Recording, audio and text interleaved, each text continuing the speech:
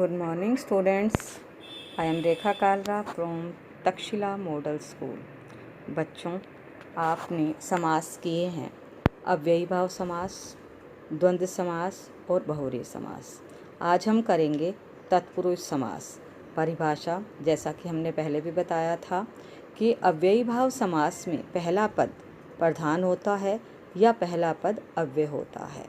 तत्पुरुष समास में दूसरा पद प्रधान होता है, जिसे हम उत्तर पद भी कहते हैं।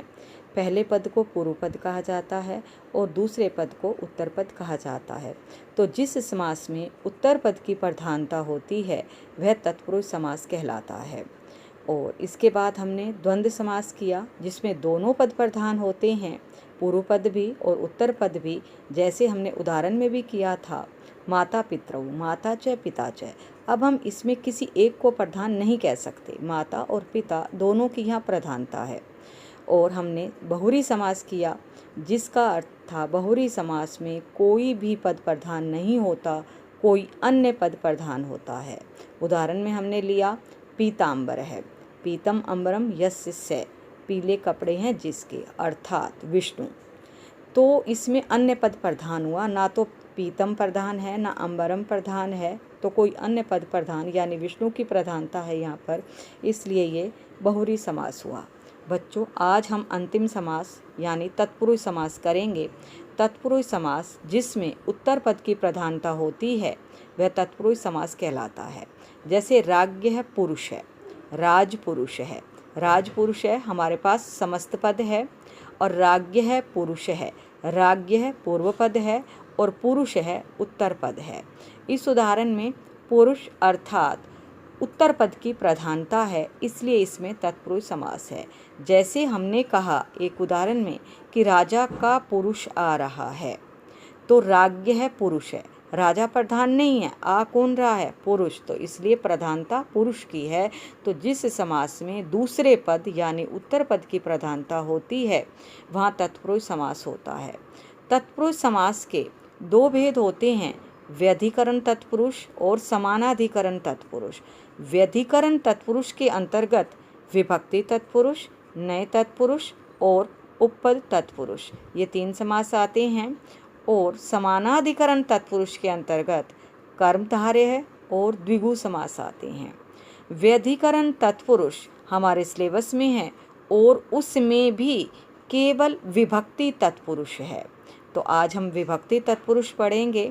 इसके बाद वाले जितने भी भेद हैं, नए तत्पुरुष, उपपद तत्पुरुष, कर्मधारय तत्पुरुष और द्विगु तत्पुरुष, ये हमारे पाठ्यक्रम में इस साल नहीं है। तो अब हम पढ़ेंगे विभक्ति तत्पुरुष। व्यधिकरण तत्पुरुष का उदाहरण जो भेद है विभक्ति तत्पुरुष पढ़ेंगे, जिसमें जो हमारी कारक की विभक्तियाँ होती हैं। जैसे हिंदी में भी आपने पढ़ा, कर्ता ने कर्म को कर्ण से संप्रदान के लिए अपादान से संबंध का के की और अधिकरण में पर। तो इसमें प्रथमा विभक्ति को छोड़ दो, क्योंकि कर्ता तत्पुरुष समास नहीं होता, और द्वितीय तत्पुरुष से हम लेंगे कर्म कारक, जिसको हम कहते हैं कर्म तत्पुरुष जिसे कहते हैं, और हम संस्कृत में उसको विभक्तियों के नाम से भी जानते हैं। जैसे हमने राम शब्द किया, या कोई भी शब्द रूप इस किसी एक को ले सकते हैं हम, प्रथमा, द्वितीया, तृतीया, चतुर्थी, पंचमी, षष्ठी, सप्तमी और संबोधन। तो यहाँ पर हमारे पास प्रथमा और संबोधन ये नहीं होते। उसके बाद हमारे समास शुरू होते हैं द्वितीया तत्पुरुष से। तो अब यहाँ पर हमारे पास ये नियम दिया हुआ एक कि द्वितीया विभक्ति से युक्त पदों का श्रित, अतीत, पतित, गत, अत्यस्त, प्राप्त और आपन, जहाँ पर ये शब्द आएंगे वहाँ पर द्वितीय तत्पुरुष में समास होगा, यानी द्वितीय विभक्ति लगाकर हम उसका विग्रह करेंगे। वैसे तो अर्थ से ही स्पष्ट हो जाता है। जैसा कि मैंने कहा, हमने हिंदी में पढ़ा कर्म तत्पुरुष, तो कर्ता ने कर्म को जहाँ पर आएगा द्वितीय तत्पुरुष होगा। और इसके अतिरिक्त आपने उपपद विभक्ति भी पढ़ी है, वो भी हमारे यहाँ पर काम आएगी कि हमारा कौन सी विभक्ति में कैसे हमें विग्रह करना है। तो अब हम द्वितीय विभक्ति में कर रहे हैं, जिसमें ये शब्द आपको याद रखने होंगे, श्रित, अतीत, पतित, गत, अत्यस्त, प्राप्त और आपन, इन अर्थों में द्वितीय तत्पुरुष होता है।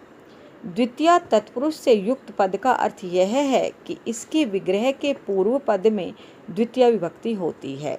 उदाहरण के लिए द्वितीय विभक्ति पूर्व पद यानी पहला पद, और प्रधान कौन सा होता है, तो दूसरा पद।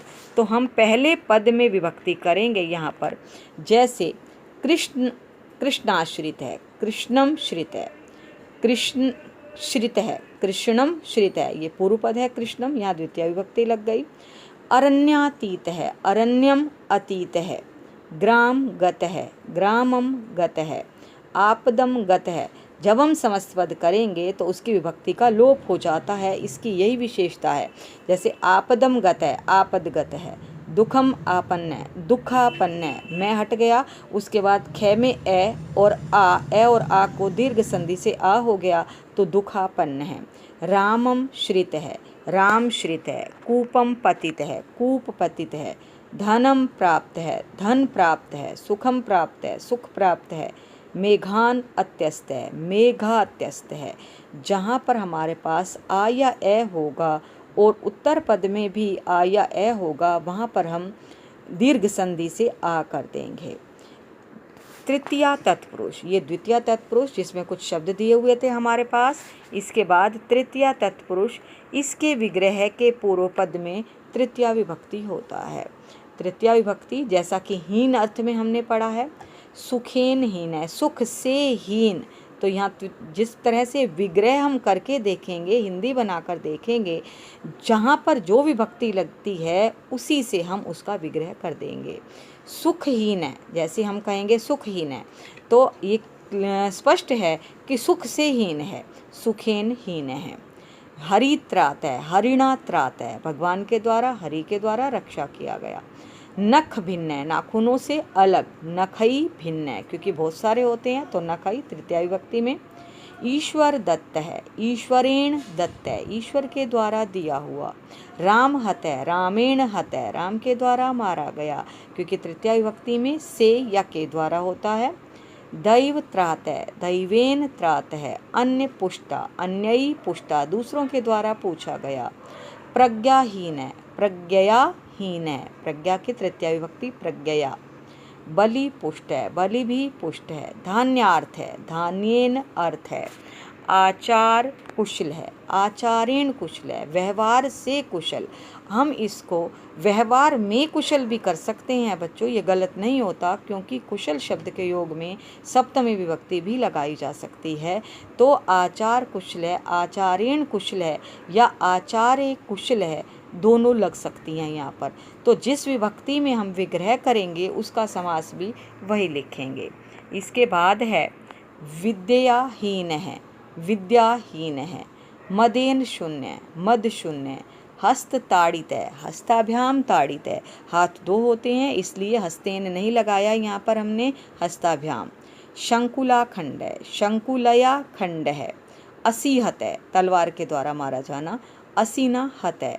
दैव रक्षित है, दैवेन रक्षित है। वृकहत है, वृकेण हत है। विद्या रहित है, विद्या से रहित, विद्या तृतीय विभक्ति देखिए कैसे लिखा जाता है।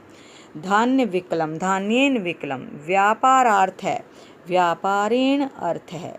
पितृ सदृश है या पितृ समय, सदृश है और समय दोनों के योग में तृतीय विभक्ति लगती है, तो पित्रा सदृश है। अगर आता है पितृ सदृश है तो आप लिखेंगे पित्रा सदृश है, अगर आता है पितृ सम है तो आप लिखेंगे पित्रा सम है। इसके बाद आती है बच्चों आपकी चतुर्थी विभक्ति। इसके विग्रह के पूर्व पद में चतुर्थी विभक्ति होती है। यूप दारू, यूपाए दारू। काक बलि, कौवे के लिए बलि, काकाए बलि। पुत्र रक्षितम, पुत्राय रक्षितम, पुत्र के द्वारा रक्षित करना। गोहितम, गवे हितम, गाय के लिए हित। पाठशाला, पाठाए शाला, पढ़ने के लिए एक घर, शाला। कुंडल राशि, कुंडलाए राशि। अश्व घास है, अश्वाय घास है, अश्व के लिए घास। वास गृहम, वासाय गृहम। विश्राम स्थानम, विश्रामाय स्थानम। द्वार काष्ठम, द्वाराय काष्ठम, द्वार के लिए लकड़ी। घट मृत्तिका, घटाए मृत्तिका, घट के लिए घड़े के लिए मिट्टी। अजा सुखम, अजायई, अजा शब्द की चतुर्थी विभक्ति अजायई सुखम। वासभवनम, वासाय भवनम। क्रीडासरः, क्रीडायै सरः, क्रीडा शब्द स्त्रीलिंग में आ गया। नृपधनम, नृपाय धनम। धर्मदानम, धर्माय दानम, धर्म के लिए दान। पंचमी विभक्ति जहाँ से अलग होना अर्थ पाया जाता है और इसका कारक चिन्ह से होता है, लेकिन जो करण कारक का से है वहाँ करने वाला साथ में रहता है, लेकिन यहाँ पंचमी तत्पुरुष में अलग हुआ माना जाता है। जिस प्रकार से वृक्ष पतित है, वृक्ष से गिरा हुआ, वृक्षात पतित है, वृक्ष से गिरा हुआ, तो वृक्ष अलग है और गिरा हुआ अलग है। लेकिन वहाँ जो हमने तृतीया विभक्ति में किया था, वहाँ हमने किया था जैसे कलमेन लिखित है, कलम से लिखा हुआ, तो वहाँ कलम और लिखने का काम साथ चलता है। जहाँ जो वो करण का काम करे वहाँ पर करण कारक होता है, और जहाँ पर अलग होना अर्थ आ जाता है वहाँ पंचमी तत्पुरुष समास होता है। तो इसके कुछ उदाहरण दिए हुए हैं। चोर भयम, चोरात भयम। दुखापेत है, दुखात अपेत है। वृक्ष पतित है, वृक्षात पतित है। पथ भ्रष्ट है, पथात भ्रष्ट है। लताः च्युत है, लतायाः च्युत है। दल निष्कासित है, दलात निष्कासित है। व्याघ्र भयम, व्याघ्रात भयम। आकाश पतित है, आकाशात पतित है। दुख मुक्त है, दुख से अलग हो जाना, दुख से मुक्त हो जाना, दुखात मुक्त है। स्वर्ग च्युत है, स्वर्गात च्युत है, स्वर्ग से गिरा हुआ। ग्राम निर्गत है, ग्रामात निर्गत है। स्तोकान मुक्त है, स्तोकात मुक्त है। षष्ठी तत्पुरुष जहाँ पर संबंध पाया जाता है, इस समका के की से संबंध जो होता है वो षष्ठी तत्पुरुष में होता है। जैसे हमने एक उदाहरण पहले पढ़ा, राज्ञ पुरुष है, राजा का पुरुष राज पुरुष है, तो यहाँ राजन शब्द में षष्ठी विभक्ति लगाई है। ध्यान रहे जो विभक्ति लगेगी वो पूर्व पद में लगेगी। जैसे आत्मज्ञानम, आत्मनः ज्ञानम या आत्मनो ज्ञानम, या विसर्गों का ओ कर दिया गया है, आप आत्मनः ज्ञानम भी लिख सकते हैं।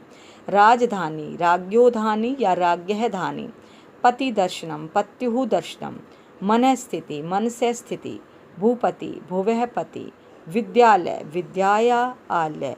जैसे हमने अभी पाठशाला पढ़ा, पाठायशाला, तो यहाँ पर विद्यायी आलय भी लिख सकते हैं। जब हमने विग्रह चतुर्थी में कर दिया तो चतुर्थी तत्पुरुष बन जाएगा। जब हमने कह दिया विद्या का घर, विद्याया आलय, तो ये षष्ठी में बन जाएगा। कंठाभरणम, कंठस्य आभरणम, कंठ का आभूषण, गले का आभूषण। देव प्रसादात, देवस्य प्रसादात। ब्रह्म विचार है, ब्रह्मणः विचार है या ब्रह्मणो विचार है।